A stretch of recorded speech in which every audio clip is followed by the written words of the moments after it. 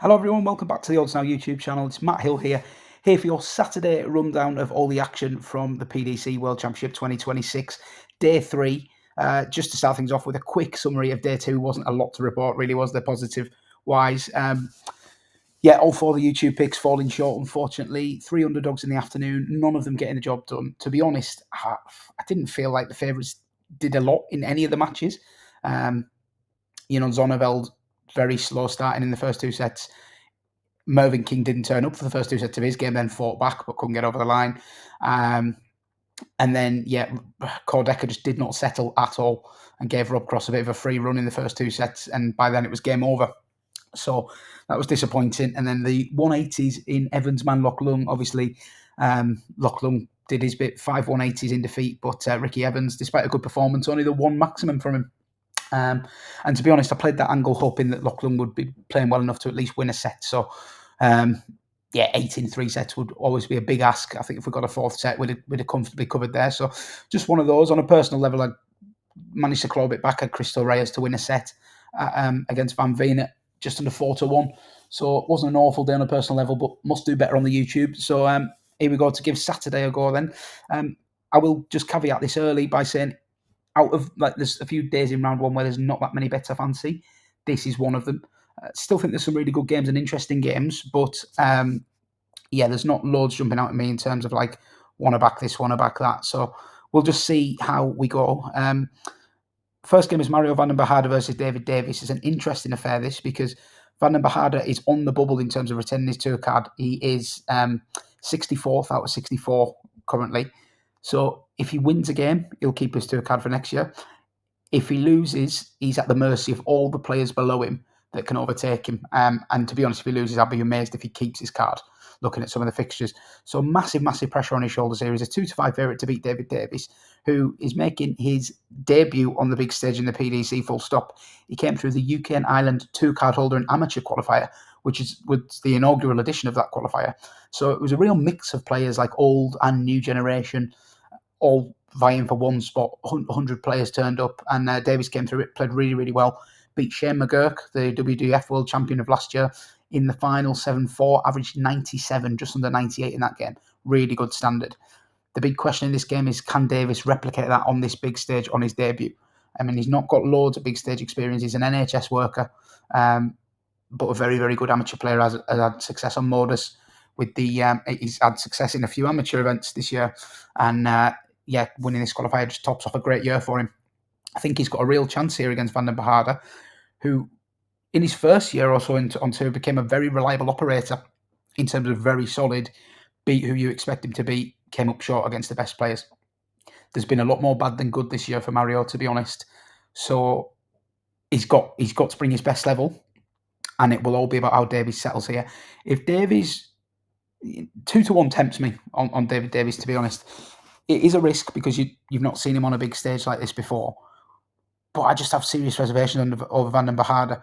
So I find myself leaning towards a bet on David Davies here in this opening game. Okay, game 2 is an interesting one. Experience versus youth here. Andrew Gilding versus Cam Crabtree. The bookies couldn't really split them. Now we've got some money coming for Gilding. He's going to go off favourite here by the looks. I think that's right. Crabtree probably has the highest ceiling, but in terms of consistency, I think it's Gilding. So you have to make him the favourite, even though there's an obvious case for both here. Gilding, obviously former UK Open champion, wonderful achievement. May never match that, probably won't. Doesn't matter. Fantastic achievement, deserved it. He was always a good floor player that struggled to convert his floor game to the big stage. Obviously being an introvert, didn't come naturally to him.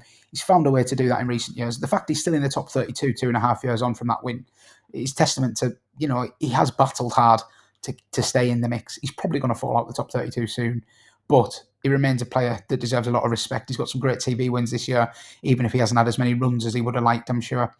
Crabtree, on the other hand, well, he's just topped the development tour, which is a really, really tough school to win. That's enough to win him a tour card. And really, really pleased to see him on the tour this year, because I think he's going to do some damage. Of course, we've seen him on the Pro Tour quite a bit. He's been a regular reserve player coming in and done really well. Had a few runs to last 16 quarterfinals already. Then at the Grand Slam, we saw him fantastic when he beat Johnny Clayton in his opening game with 101 average, but then didn't follow it up again against Lucas Vennig or Danny Noppert, unfortunately. So will he have the lack of consistency? It makes it hard to know what Crabtree will turn up. My gut feeling is that he's the kind of player that will relish the challenge of playing at Ali Pali. I think this will be an entertaining game. I have no intention of trying to call it. I'm just going to sit and watch and enjoy it. So it's a no-bet game for me, but an intriguing one nevertheless. Game 3 then, I've got a bet in this one. This is Luke Woodhouse versus Boris Krcmar. Luke Woodhouse, probably the most improved player from the mid-tier of the PDC this season in my eyes. I feel like Woodhouse always had the ability, but he used to really frustrate me because he was a player that beat himself too often, like a little bit mentally fragile. Would get very frustrated when he makes mistakes in games, and it was painful to watch at times, really, the way he would beat himself up, and rather than just sort of knuckling down and getting on with it, he would kind of give up a little bit. I've seen a lot less from him of that from him this year, and it's paid rewards because look at his results.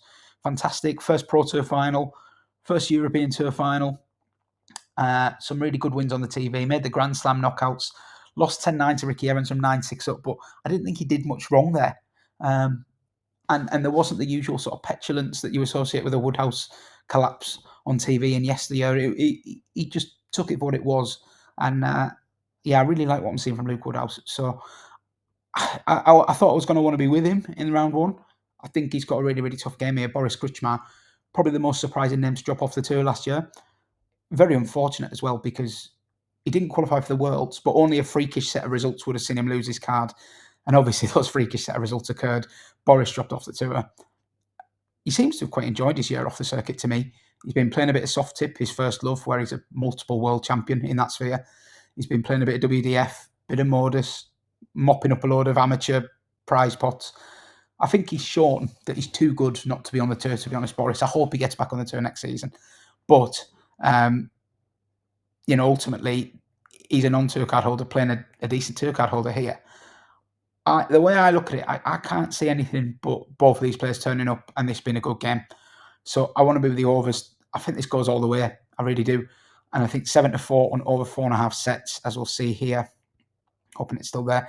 Yeah, that's with 365, can be books, Boyle Sports, etc. I think that's a rock solid bet. I think I'd be amazed if this is 3-0 either way. I think it'll be nip and tuck, back and forth, and I just to get the prices, you want to be with it going all the way here. Next game along is Gary Anderson, Adam Hunt to round off the afternoon session. I mean, I'm not going to dwell on this game too long. Gary Anderson's 1-7. Adam Hunt, he's a nice guy and he's a good player on his day, but he doesn't have enough good days. He's going to lose his tour card again. He regained it 2 years ago for the second time. He's going to lose it again, barring a miraculous run here. He's had a rotten draw, obviously. Gary Anderson, I have my reservations about how far he can go in this tournament. On paper, he's in a good quarter. He's in with MVG, Noppert, etc. He's avoided the Lukes. He probably quietly fancies himself for a run. But I'm not so sure. I think that, MVG's probably had his number more than he's had his in recent times. I think Noppert is a very, very dark horse in that section. But in the short term, you'd expect Anderson to win this. You'd expect him to win it possibly 3-0, which is even money. But I'm not going to force a bet here. Adam Hunt did win their only meeting of 2025, 6-5 on the floor, but this is a very different stage. Adam Hunt's fighting to keep his tour card, albeit a faint hope. I think he'll give a good showing. I think Anderson will have too much for him. Anderson has also had a few sluggish performances in majors over the last few years, which would just put me off that 3-0 enough. Do think it's the likeliest score, but at even money, I'm happy to give it a swerve and just call this a no bet. Okay, starting off the evening then with a cracker here. Jeffrey de Graaf versus Paul Lim. I feel for Jeffrey de Graaf. Last year he played Rashad Sweet in the Barbadian qualifier and had the entire crowd against him. It's going to be exactly the same this year as he plays Paul Lim, the evergreen veteran. 71 years old now, Paul Lim, and he's still going, which is remarkable. Remarkable longevity. And just such a nice guy, isn't he? You can't help but root for him. So I'm not going to be popular with what I'm about to say here, but I think that Jeffrey to win this 3-0 might be a smidge of value. Just over 2-1, 21-10 with Paddy and Betfair. I just think Paul Lim, I mean, look, I can't praise him enough. 71. He made the WDF World Championship final last year, for goodness sake. He hit the first 9 data in the World Championship 36 years ago. And here he is still playing in the World Championship. It's unbelievable. But he plays an ice-cold, ruthless competitor here in de Graaf. someone who is, like I say, from last year, well equipped to handle this situation with the crowd against him, just goes about his business. Jeffrey de Graaf made the last 16 here last year. He's won a Pro Tour for the first time this year. His career is in a really good place. He's got a young child, very content with life, just getting his head down with his darts. And I think he's a really often underestimated player. And I think he's perfect for a task like this, where, it wouldn't surprise me. In my head, I'm envisioning him coming out here and just averaging, 98 in the first set and just silencing the crowd a little bit. So yeah, I think in the circumstances, the 3-0 just looks a tad overpriced to me here. So I'm going to back the 3-0 at 2-1, 21-10 with Paddy and Betfair. And look, if I have to lose, it means Paul Lim winning the set, which is never a bad thing to watch at Ali Pali. But I do think that's the bet to be within this particular match. Next game is Vessel Nijman versus Karel Sedlacek. And Nijman could have asked for a better opener, couldn't he, really? Anyone that's watched my stuff or followed my stuff for a long time knows how highly I rate Nijman. I actually think his A game is probably as good as anybody not called Luke. We just don't see the A game quite as much as we do with other top players at the moment. But I think in time, Nijman's Premier League player, major winner. He's got the ability to do all of that easily. What he does have to find, however, is more composure on the stage. I definitely think we've seen a bit of closing out game anxiety. Some people call it, bottle. But yeah, there's been some concerning signs with Nijman trying to close games out, I would say. To me, he's almost taken too long between throwing his final dart, his dart at double at times, and it's actually becoming counterproductive. But yeah, I think he'll get on top of that. He's young enough, he's got plenty of time, and most importantly, he's got the ability. His 180 hitting is a joke, to be honest. So yeah, I think you just have to look at, I think he was 33s last year to win this. He's 150s now. Probably tells you about the year he's had on the stage and some of the losses he's suffered and why people are a little bit more sceptical about backing Nijman to actually go all the way. But he's certainly, in a one-off game situation, he's a danger for anybody. So I don't oppose him lightly, and I'm not going to oppose him here, but I will give a very positive word for Karel Sedlacek, who's had a fantastic year, lost his tour card in December, won it straight back in January. He's been so consistent on the floor, multiple quarterfinals on the Pro Tour. Should have taken that step into the semis and the final on a couple of those occasions. I think he got to 4 quarterfinals, and at least 2 of them he kind of blew them from good positions. I've been backing him on the floor all year at fancy prices to no avail. But he, even when he's played like Littler and Humphries and co on the European Tour, he's always stood up to them and played well. Maybe gone down 6-4 or 6-5. And I think that you can set your watch to Sedlacek playing solid darts here. It's just whether Nijman finds probably doesn't need his A game, but definitely needs his B+ game. Anything less than that, and he'll get embroiled. So it's an interesting watch. It's a no bet for me, but I am looking forward to watching this one. 2 games left on the night then, and Luke Humphries versus Ted Evetts. Don't need to spend much time on this. Luke Humphries, 1-33 best price to win this. The 3-0 is, ignore that Unibet price because it's wrong. The 3-0 is 2-7, which is what it's probably going to be. You could get on a bet builder here and try and add things like Humphries 180s, blah, blah, blah. But to me, it's just forcing it. He's probably going to win it 3-0. You don't need to force a bet on this. Ted Evetts, he's obviously got ability. It's a shame that at the moment he's remembered as the man that lost to Fallon Sherrock rather than any of his actual achievements in the game. Because he's clearly got talent, but we've not seen it enough on the big stage. And you just can't really make a case for Evetts winning this game. To me, this would be right up there with the all-time shocks if Ted Evetts beat Luke Humphries here. I do think it'd be 3-0. I think it'll be done with a degree of comfort. And Humphries has high standards. He normally comes out in round 1 and sets down a marker. So I wouldn't be surprised at all to see Humphries average over a ton and beat him 3-0. And everybody's raving about Luke Humphries again come the end. But I'm not going to be betting on it. I'm just going to be watching it. Last game of the night, I do think there's a very small bet in this. Gabriel Clemens versus Alex Spellman. Don't think we've seen the best of Alex Spellman on the UK stages. There was a time a couple of years ago where Alex Spellman was considered by a lot of people to be the best player without a tour card in the world. Now, he's not shown that when he's played at things like the Grand Slam or the Worlds previously, but he has shown flashes of his ability. And I think with every time he plays on that stage and makes that long journey across to the UK, he becomes a better player. And Gabriel Clemens is not one to be hanging your hat on, is he? I mean, these are brave people backing Gabriel Clemens at 2-7 and the like.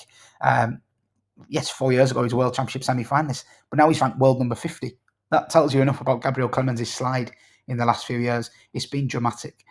If he doesn't better Nico Springer's performance at this World Championship, he'll be usurped as German number 2, which is, yeah, a really sad fall from a man who was on the cusp of the Premier League 4 or 5 years ago.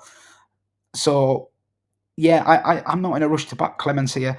I think if Spellman is going to win this game, you could just have a small stake at 3-1. The angle I prefer is actually to go Bet365 do a double result market, which is player to win the first set and then player to win the match. So you could do like Spellman to win the first set, but Clemens to win the match, blah, blah, blah. All the various possibilities. The one I like here is Spellman to win the first set and Spellman to win the match, because I feel like the first set is pivotal here. If Spellman wins the first set, I think Clemens' fragile confidence could go. Spellman might grow into the game and get it done. Whereas if Clemens wins the first set, then I think it's probably going to be 3-0. So I think the first set is absolutely paramount. I give Alex Spellman a chance. The double result for Spellman to win the first set and then win the match is 5-1 on Bet365. I think you can have half a point on that, and it makes for an interesting angle there. Okay, so that wraps up my thoughts on day, what we are now, 3 of the World Championship on Saturday. Just to run through, just a few bets from me tomorrow. I'm going to back Davies at 2-1 to beat Mario Vandenbogaerde. I'm going to have a go on Luke Woodhouse versus Boris Krcmar to go over 4.5 sets. Going to back Jeffrey de Graaf to beat Paul Lim 3-0 and have a half point on Alex Spellman to win the first set and beat Gabriel Clemens at 5-1. So they're my 4 wagers for Saturday. Good luck with anything you're playing. I'll be back again tomorrow to preview Sunday's action from Ali Pali. Hope you're enjoying these videos. Do let me know what you're backing in the comments, and I'll see you again very soon. Thanks for watching, guys.